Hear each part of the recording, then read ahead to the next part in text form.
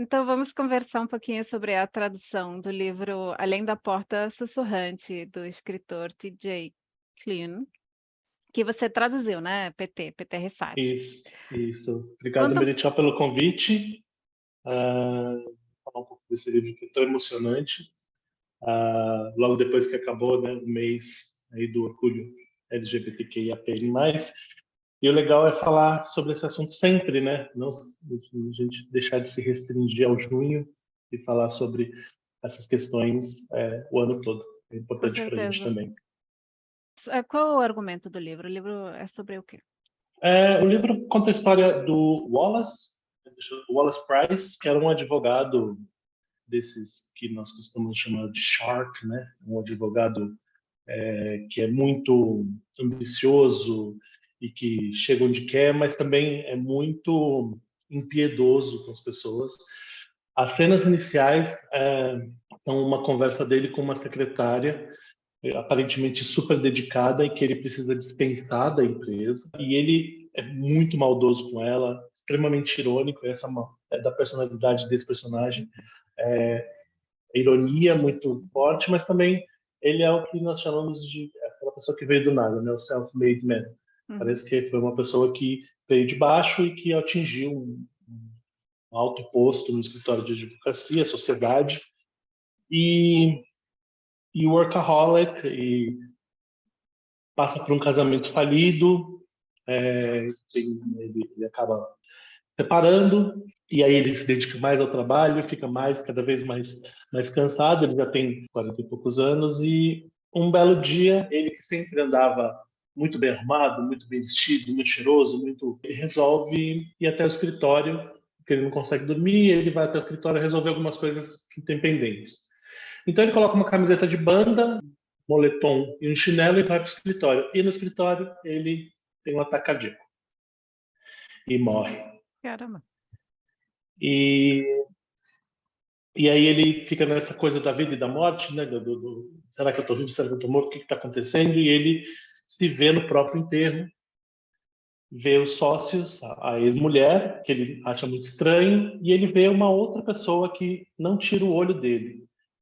Ninguém percebe a presença dele e ele percebe que aparentemente tem uma pessoa que percebe, que é uma das personagens do livro, que ela leva as almas que são na região ali, as almas que estão perdidas, ela leva até um lugar que chama Travessia do Caronte, que é uma casa de chás, na verdade de fachada, e que na real é o portal entre o mundo dos vivos e o mundo dos mortos. E toda alma passa pela Travessia do Caronte para se entender como uma pessoa que morreu, uma pessoa, né, uma alma que se desprendeu do corpo antes de fazer a passagem. E lá ele encontra o Hugo, que é quem atravessa as pessoas de um lado para o outro, entre a vida e a morte. E aí eles começam uma relação de conhecimento, de autoconhecimento, de conhecer os outros também, entender o que a vida é. E aí vários personagens vão surgindo ao longo do livro. E essa grande dúvida de Wallace, por que que esse foi o meu fim? Por que que meu fim foi desse jeito? Eu que lutei tanto, aquela coisa que a gente sempre acha que lutou tanto, fez tanto pelas pessoas e se dedicou, mas no fim das contas, depois ele começa a perceber que ele também fez muito mal para as pessoas, ele também foi muito impiedoso com as pessoas e por isso que ele está naquela condição. Eu tô, ouvindo você e vendo que nesse argumento tem reminiscências do conto de Natal, tem questões de mitologia. Exatamente. Para poder traduzir, você teve que pesquisar sobre, esse contexto, É, essas obras passadas? é, conhecer essas obras e conhecer esses elementos mitológicos foi muito importante. Eu acho que isso que é digamos assim, o jeito do tradutor, né? O que o tradutor, do que o tradutor precisa, né? Ele precisa ter esse conhecimento esse conhecimento que vem da literatura, esse conhecimento que vem dos livros, esse conhecimento que vem de conhecer culturas, de absorver cultura, né? De saber, e aí aqui você pode absorver cultura numa pintura que tem alguma imagem, né, do rio, do Hades, do Caronte, do barqueiro, né? Ou de alguma peça de teatro, ou de algum filme que tenha essa mesma alegoria. Então, o tradutor tem que ter esse radar muito bem apurado, esse radar muito afiado para reter as informações importantes ou reter tudo que puder de informações para poder usar, porque a gente nunca sabe quando vai usar. Essa é uma obra jovem adulta, que a gente chama, né? Uhum. Que trata de temas como a morte, a perda, o suicídio e a velhice também. E todos esses temas sempre com uma referência cultural muito forte, né? O Clune, ele escreve esse livro porque ele perde o companheiro, ele perde também, que também era um escritor, agora esqueci o nome dele, Eric, alguma coisa. Ele perde esse companheiro e, e ele fica muitos anos tentando escrever esse livro, até que ele encontra um caminho para escrever esse livro e fazer essa homenagem ao companheiro dele que se foi, que foi uma pessoa que ele amou muito, né? E para tratar da morte, lidar com a morte. E a morte, a cultura ao redor da morte também é um grande, é muito, digamos assim, é muito rica, né? Uhum. A gente também tem que prestar atenção nesses dados culturais que estão ao nosso redor, que a gente nunca sabe onde a gente vai usar. Eu tive um professor na minha época de faculdade, o professor Fernando Dantas, já falecido, infelizmente, que ele dizia: nosso HD não tem limite, nosso HD é o nosso cérebro, e a gente tem que usar o máximo possível. Então, é uma bobagem falar assim, eu não consumo tal tipo de coisa. Não, a gente, como tradutor, é bom que nós consumamos tudo. A telenovela, novela da Globo, novela dos canais de televisão aberta, a série nova, o Twitter, o Facebook, o Instagram, o livro, o clássico, o moderno, a literatura, o cinema. A gente precisa estar imerso na cultura, porque a gente nunca sabe o que a gente vai encontrar. Pode aparecer de tudo, pode haver referências a qualquer coisa, né, no livro.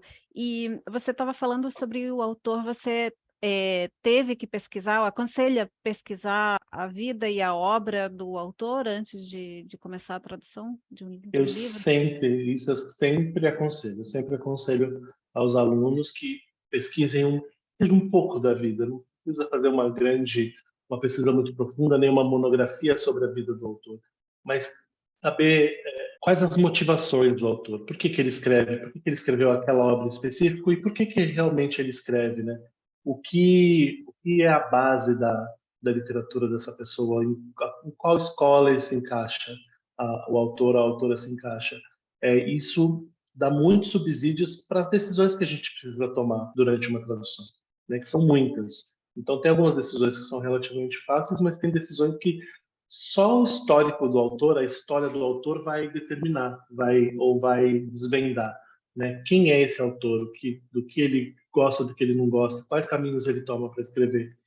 Eu tenho uma história que, inclusive, todos os meus alunos que já passaram por mim provavelmente já ouviram, que é a história do John Scalzi, que é um autor americano de ficção científica. E eu traduzi um livro dele que chama Encarcerados. E eu sempre falei para os alunos, pesquisem o autor, pesquisem a obra. E Casa de Ferreiro, Espeto de Pau. Eu não pesquisei e comecei a traduzir esse livro.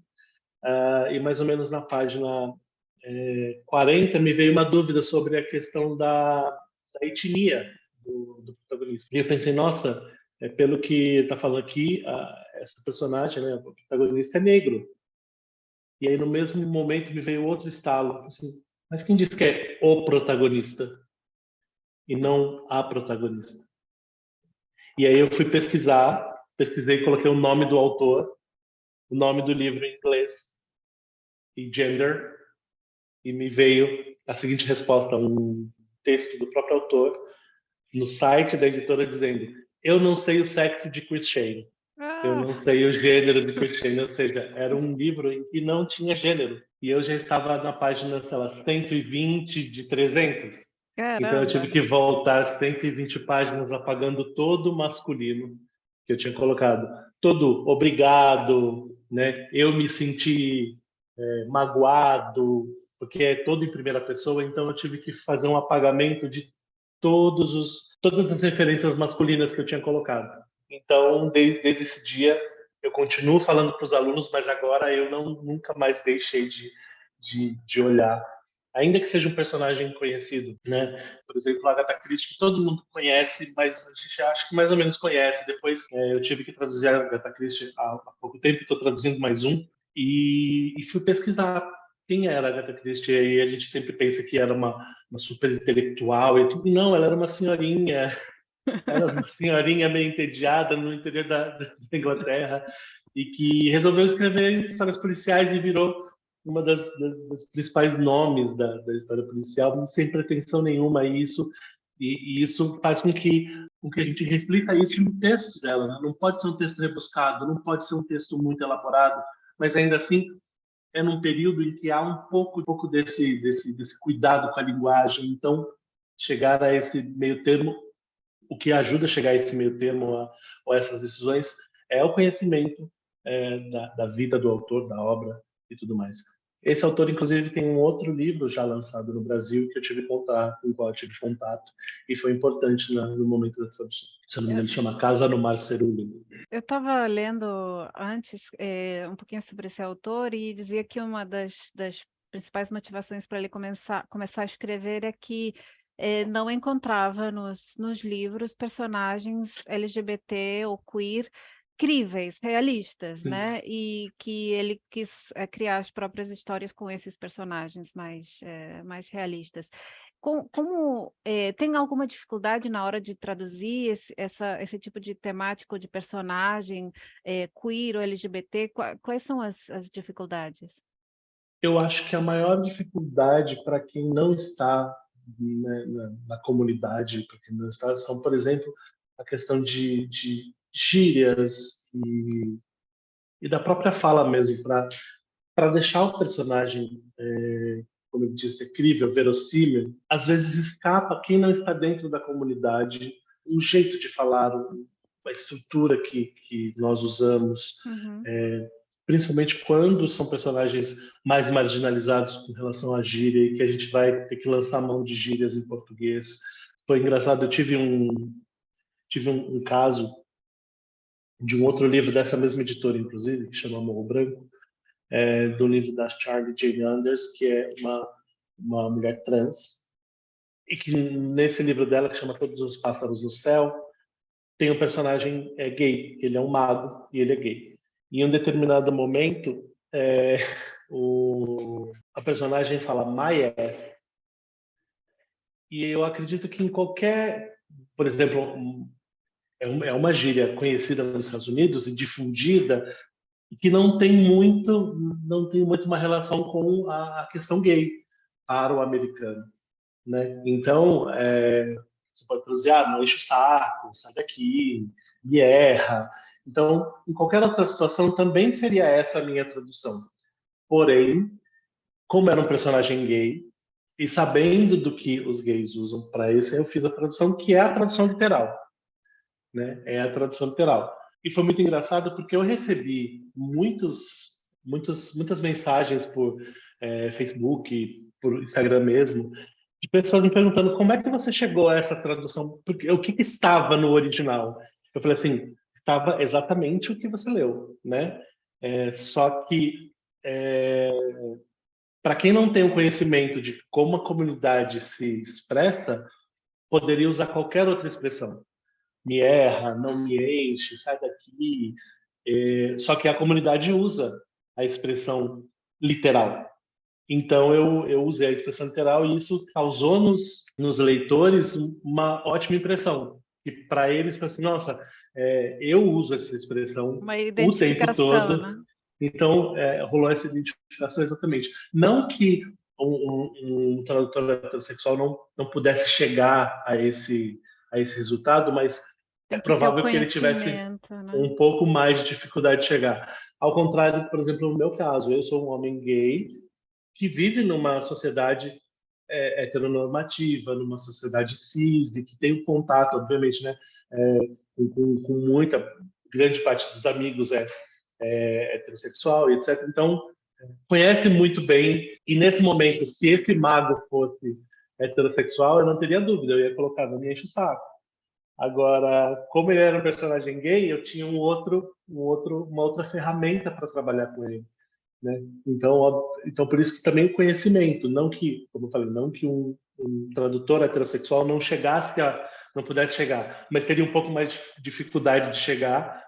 E como é uma frase muito pequena, Maes, é uma frase muito pequena, talvez passasse despercebido. Talvez ali, para ele, não tivesse um dado identitário. E existia ali um dado identitário que eu podia usar em português. Então, foi isso que eu fiz em prol, pensando no leitor desse tipo de literatura. E você, nesse tipo de literatura, você encontra questões de linguagem, como você estava explicando agora. Deve ter também referências, né? A comunidade deve estar cheia de referências também. Sim, sim. Quando referências, por exemplo, referências musicais, referências do próprio cinema, a gente consegue encontrar muita referência do cinema, do próprio dia a dia, né? Do próprio dia a dia, do que gosta, do que não gosta, de como é, e elas são parecidas no mundo todo. Uhum. Então, é relativamente fácil quando se tem a disposição de estudar, quando se tem a disposição de buscar, porque elas existem, elas estão aí, todas essas referências estão aí, mas a gente precisa estar atento a essas referências, porque elas podem passar despercebidas. Um dado sobre esse livro ele tem algumas relações aqui gays, né? Gays masculinas principalmente, mas não é disso que trata o livro, e eu acho que isso que é o mais bonito dessa obra, acho que dos livros do Clune. Ele não quer fazer um livro gay sobre qualquer outra coisa. Ele quer fazer um livro sobre vida e morte, nesse caso, né, do Além da Porta Sussurrante, é um livro sobre a morte, que tem personagens gays inseridos e que sofrem, às vezes, também um pouco da confusão de quem não está dentro da comunidade. Então tem uma personagem que ela é apaixonada pelo rapaz, o rapaz é gay, e ela é uma personagem que força um pouco a barra e que não sabe muito bem o limite entre, não é que eu não gosto de você, eu não gosto de mulher, né? É diferente, não é você, né? Tadinha. E ela como uma personagem muito egocêntrica, ela acha que é com ela, que o problema é com Hum. ela. Então, esse tipo de situações são situações que acontecem, que são situações muito verossímeis que a gente passa. E eu acho a literatura dele bonita por isso, porque ele não faz um livro gay, ele faz um livro sobre a morte. E por acaso os personagens que estavam aqui são personagens gays. E aí eu acabei de me lembrar de um livro de uma autora famosa que chama Veronica Roth, que é autora daquela série Divergente que virou filme, Sei. fez um grande sucesso. Ela fez uma duologia que eu traduzi para a editora Rocco, que chama Trave a Marca. E para a gente ver como a gente está imerso numa sociedade heteronormativa e que nos cega para algumas coisas, eu lembro de, em um determinado momento do livro, ter dois militares. E como é um livro que se passa há milhares de anos à frente do nosso tempo, uns 3.000 pelo menos, os nomes dessas personagens não tem nada a ver, não tem nenhuma referência com nomes que a gente possa classificar como masculino, feminino, neutro. Então, e aí estavam ali dois militares, e de primeiras, para mim, esses dois militares eram um homem e uma mulher. Porque que é quase automático, né? Que venha isso na nossa cabeça, não há muito questionamento. E aí eu fui traduzindo e foi chegando uma hora que eu fui me questionando se era mesmo. E eu acabei descobrindo, em um determinado momento, pelas falas dessas personagens, que eram dois homens e que naquela sociedade, naquele momento da humanidade, daqui a 3.000 anos, não faz diferença nenhuma. E é um pouco o recado que ela queria passar, né? Não Uhum. faz diferença nenhuma. O soldado não deixa de... Um soldado não deixa de ser malvado e o outro soldado não deixa de ser super produtivo, super, como se diz, alguém que consegue lidar com armas, lidar com tecnologia pelo fato de ser gay. E para eles não existia nem essa nomenclatura, era meu marido, esse é meu marido, esse é meu marido. Não existia nenhuma nomenclatura de esse é meu marido, eles são gays ou não são gays. Isso não criou uma discussão dentro do livro, não existiu uma discussão dentro do livro sobre isso. Simplesmente eles existiam ali como um casal. Era um assunto já superado, né? Exatamente. E eu acho muito legal alguns livros que conseguem trazer isso da sexualidade das pessoas ser um assunto, não ser um tabu, ser um assunto totalmente superado. Tem também, além de personagens gays, né, não binários, né, que Sim. isso também traz dificuldades na hora de traduzir, né? Você já se deparou com personagens não binários, com dificuldades desse tipo? Parece que a gente fez um roteiro, a gente não fez um roteiro, e da mesma editora eu traduzi um livro da cantora Janelle Monáe, que é uma cantora muito famosa, ativista dos direitos humanos e muito mais ativista da questão da comunidade LGBT, faz algum tempo já, e é uma cantora de quem eu gosto muito, e eu meio que pedi para traduzir esse livro no Instagram. Eles anunciaram que iam publicar esse livro, e eu meio que coloquei, que pena, eu gostaria de ter traduzido, e na verdade eles não tinham começado o projeto de tradução ainda, eles me chamaram, e que legal. foi uma alegria muito grande. E nele foram dois, eu sei que tem uma personagem, é um livro de contos, mas os contos se entrelaçam. Então eu lembro que tinha uma personagem não binária. E essa personagem deu muito trabalho, porque no inglês, e vamos falar do inglês até por conta do curso, né? Eles usam o they para o não binário, né? E essa personagem não binária, ela era uma mulher negra e ela se transforma numa personagem não binária negra. Então eles usam o they para tudo. E aí a gente tem que ficar muito atento o que é o they do eles mesmo, o que é o they dessa personagem. E eu acabei adotando a linguagem neutra. Eu adotei o elo, delo para essa personagem. Não sei como eles vão lidar, eles não entraram em contato, a editora não entrou em contato para saber se eles manteriam o elo dele, que não tinha muito o que fazer. Eu tentei neutralizar o máximo da linguagem, eu tentei deixar a linguagem o máximo inclusiva possível, mas em alguns momentos eu não pude escapar, eu não consegui escapar de colocar um pronome. Mas que é muito difícil, nossa, muitas situações, muitos exemplos no texto constantemente, muitas referências. Eu acho que o problema todo é não ter havido uma decisão ainda, porque, por exemplo, nos Estados Unidos, no inglês, não, nos Estados Unidos, mas na língua inglesa isso já está decidido já há 40 anos, né? Já há décadas que isso está decidido, como você chama algo que não tem sexo, algo que é gender neutral, né? Já está decidido, trata por they e acabou. Então existe uma decisão. O problema é que com línguas, e por exemplo na Europa, a maioria das línguas, você tem definição de masculino e feminino para praticamente tudo. Então você vai pegar o português, o espanhol, o francês, o alemão, o italiano, todas as principais línguas da Europa têm. E eu acho que as línguas precisam decidir o que vão fazer, né? Se vão criar um terceiro terceiro gênero, né? Ou por exemplo, o alemão vai usar o neutro? Não, o alemão não pode usar o neutro porque geralmente é uma referência ou ao diminutivo ou a coisas.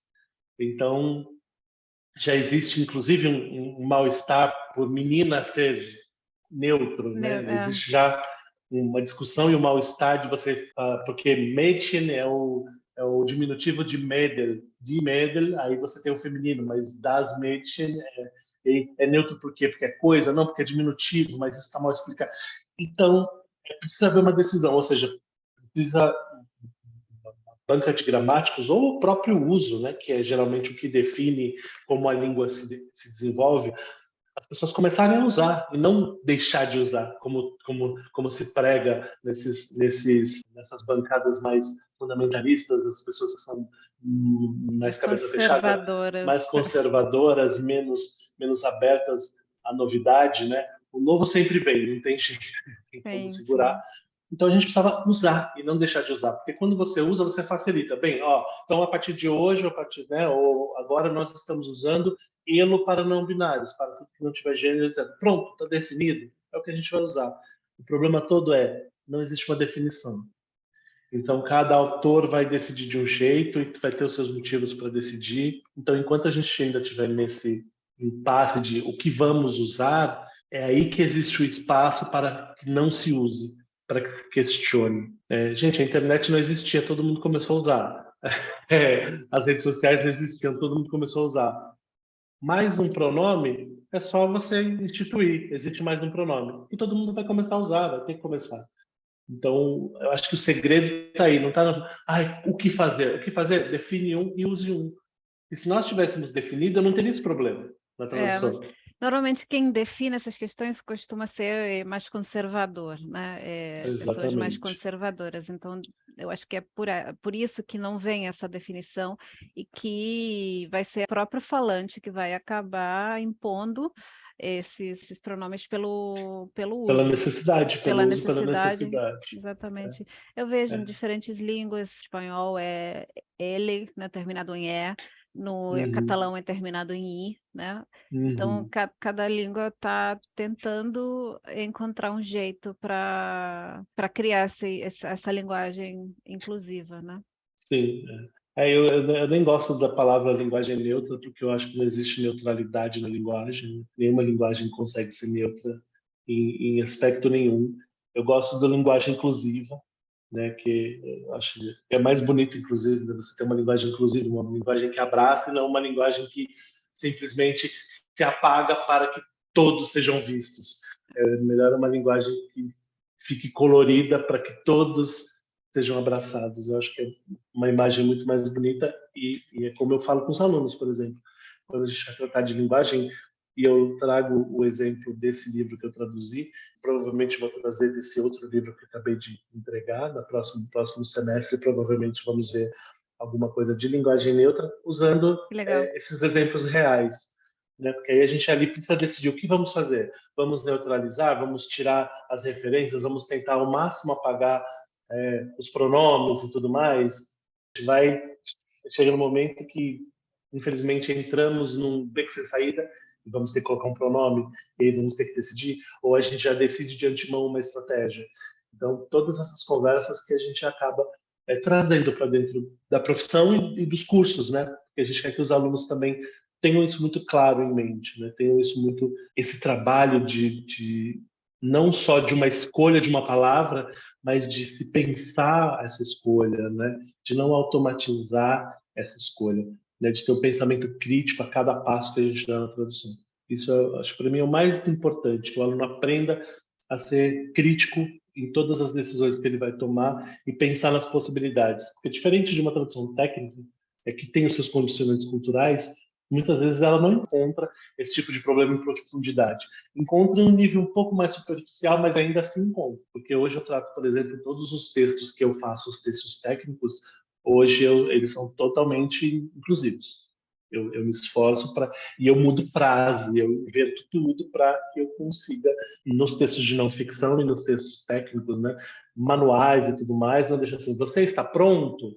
Eu prefiro colocar tudo pronto para começarmos, que aí a gente consegue. Lá no fundo, eu sei que a gente sempre tratou por masculino, quando tem mais de uma pessoa, você trata por masculino, quando você tem aquele um interlocutor que não existe, né? O interlocutor ideal trata por masculino, mas eu sei que no fundo, a mulher se sente menos incluída quando não vê essa referência. E quando Sim. vê essa referência, acaba até. E eu gostaria que houvesse pesquisas, assim, como a gente melhor pesquisas e estudos sobre se a linguagem inclusiva faz com que a percepção melhore de um produto, de um texto, de uma ideia.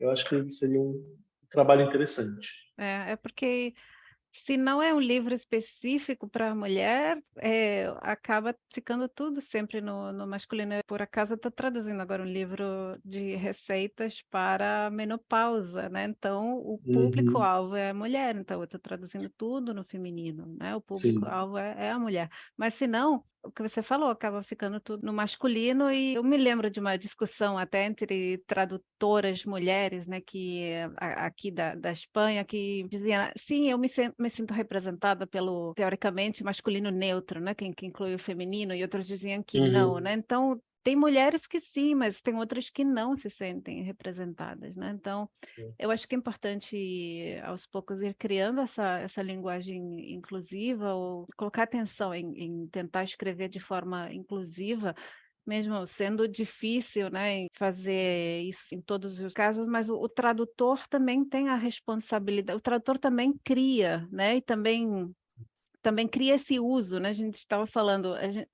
alguém tem que decidir ou esses pronomes vão se impor pelo uso. O tradutor faz parte desse uso, se ele decide usá-lo nas traduções, nos textos que escreve, né? Então vai ficar, né? Sim, sim, e registrado, né? O ótimo é isso, com um acesso a muitas, principalmente para quem traduz livro, um acesso por muitas pessoas Isso, exatamente. que estão num momento de, provavelmente, em geral, num momento de fruição, num momento de lazer, e que vão prestar atenção naquilo, e que vão absorver aquilo de uma forma agradável, né? Não numa imposição. Há já uns 7 ou 8 anos que eu tomei a decisão de não usar em todos os livros de não ficção, em todos os textos técnicos, usar a linguagem inclusiva. E eu sempre aviso os editores, quem me contrata como tradutor técnico, eu aviso, olha, eu só uso linguagem neutra, porque eu acho que tem que ter alcance, porque você tem também desenvolvedoras de software, você também tem engenheiras, né? Existem advogadas, existem empresárias, então você não pode simplesmente ignorar a existência dessas mulheres e falar assim, você está pronto para o próximo desafio? Não, tudo pronto. São decisões relativamente fáceis, você pensa um pouquinho, e no início, hoje para mim sai quase automático. Quando eu vejo um texto em inglês que tem um adjetivo na minha cabeça já começa a pensar em como vai ser a inversão daquela frase para que ela possa não compreender nenhum gênero específico, mas sim qualquer gênero que lê aquele texto, né? Obviamente, às vezes falha, obviamente, às vezes escapa, mas é uma tentativa constante de não perder essa referência mais inclusiva. Muito bem. Então, eu não sei, você quer acrescentar mais alguma coisa, algum assunto que a gente tenha deixado de lado? Porque a gente acabou Né? falando de bastante coisa, foi bem interessante Sim. esse bate-papo. Foi muito legal mesmo. E eu acho que esse tipo de pensamento, esse tipo de reflexão, a gente só tem mesmo em sala de aula, né? E junto com alunos, em discussão com os nossos pares, né? E não tem lugar melhor que uma sala de aula, né? Sendo bem orientado por um professor, tendo os colegas ali como ponto de apoio, ponto de discussão. Então, eu acredito que buscar, e que eu vejo ainda me entristece até um pouco isso. Eu vejo ainda uma coisa de tradutor não precisa de formação, tradutor só precisa saber idioma. Que hoje é uma falácia e hoje isso está cada vez menos comum, porque ainda existe, mas está cada vez menos comum, ainda bem. Mas a simples existência dessa fala ainda me incomoda, porque eu sou cria de sala de aula de tradução, né? E eu acho que eu não teria chegado onde eu cheguei, não teria feito o que eu fiz se não tivesse esse pensamento por trás de colegas e de professores, né? Essa ajuda, todo esse apoio que a gente tem na universidade e na faculdade. Então, eu acredito que a gente precisa, sim, buscar o máximo de subsídios de conhecimento, de apoio mesmo, apoio acadêmico, para tomar as melhores decisões, né? Isso Isso, na, exatamente. tra, na tradução literária, que é a matéria que pela qual sou responsável na Faculdade Forte, essa matéria prova a cada curso, a cada módulo que eu dou, prova como o banco da sala de aula vai se informar melhores tradutores. Estar ali, as discussões que surgem na sala de aula, né, os embates entre os alunos com as suas traduções e com o professor, com todas as dúvidas, isso gera uma quantidade gigantesca de conhecimento Com e de boas certeza. decisões no futuro. Então, acho que eu queria deixar isso. A gente precisa, sim, de formação. A gente precisa se formar o tempo todo, né? Eu sou o tipo de professor, inclusive, que está sempre em sala de aula. Né? Eu estou sempre procurando um curso, alguma coisa para fazer. Agora, estou enlouquecido, estou fazendo curso de tradução de medicina e francês. Então, estou fazendo tudo ao mesmo tempo, porque eu gosto da sala de aula. Eu acho que é dentro da sala de aula que se gera essa paixão também pelo que a gente quer fazer, né? Sim. Então, eu acho que as pessoas dentro da sala de aula acabam sendo melhores ali com a própria função e com as próprias escolhas. Com certeza, até porque a profissão, o tradutor acaba ficando bastante sozinho. Tudo bem que tem comunidades, né? As pessoas acabam, os tradutores acabam se comunicando muito online com outros tradutores, mas estamos muitas vezes trabalhando sozinho com os nossos trabalhos, com as nossas traduções e tendo que tomar decisões difíceis, né? Então, Sim, formar tradutores é formar pessoas que consigam tomar decisões mais adequadas em cada momento, né? Porque às vezes eu tenho a sensação que pessoas acham primeiro, que uma máquina pode traduzir tudo, né? Isso primeiro, que as máquinas vão tirar o nosso trabalho. Isso não é verdade, porque as máquinas não conseguem pensar. E o trabalho do tradutor é pensar, é tomar decisões e decisões importantes. E a sala de aula é isso, é um espaço onde se pode discutir, falar abertamente, sem medo a errar, né? Um espaço seguro para praticar e aprender com os erros também, né? Você pode errar e aprender daquilo e aprender com as decisões dos colegas, dos professores, com as discussões levantadas em sala de aula, e essas discussões vão te fazer um melhor tomador de decisões no futuro, tomadora. Já estou falando masculino, né? E é engraçado porque é uma coisa que eu sempre falo para as pessoas que estão ali tendo aula comigo, eu falo assim, esse é o momento que vocês podem errar. Esse é o momento de errar, de arriscar, de encontrar o meio termo entre o erro e o acerto, né? Desafiar tudo que pode e fazer as suas maluquices. Esse é o momento, né? Lá Exatamente. fora, o mundo vai te cobrar pelo acerto. Então, aproveite aqui nesse momento para errar, para colocar o erro, a carta do erro, a possibilidade do erro, para se lapidar, para entender por que esse caminho é errado, né? Lembrando de novo o professor Fernando Dantas, ele e uma lição que eu aprendi com ele, que seria para o meu futuro, e eu nem sabia que seria para o meu futuro como professor, porque eu não tinha ideia que eu iria dar aula de tradução, mas ele dizia que o resultado nunca é tão interessante quanto o caminho que você faz. Eu sempre converso isso com os alunos, né? Qual foi o caminho que você percorreu para chegar até essa decisão? Para a gente consertar o caminho e não consertar, porque simplesmente falar assim, essa palavra está errada, troca por essa, é muito fácil.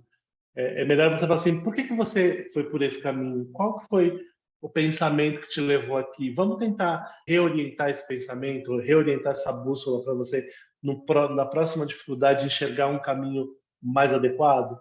E eu acho que isso é o que me motiva também, né?